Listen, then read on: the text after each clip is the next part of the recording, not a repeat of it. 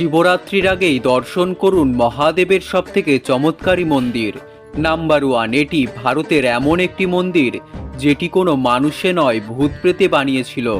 ভারতের ককোন্নটের শিব মন্দির অলৌকিক ও রহস্যময় একটি মন্দির। মন্দিরে না আছে কোনো জালনা, না আছে কোনো দরজা। মন্দিরটি একটির ওপর একটি পাথর রেখে নির্মাণ করা হয়েছে।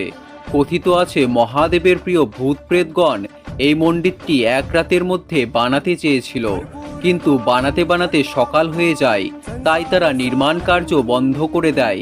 তাই মন্দিরটি আজও অসম্পূর্ণ অবস্থায় রয়েছে। নাম্বার 2, ভারতের এলোরাতে অবস্থিত কৈলাস মন্দির, যেটি 4 লক্ষ টন পাথর কেটে বানানো হয়েছে।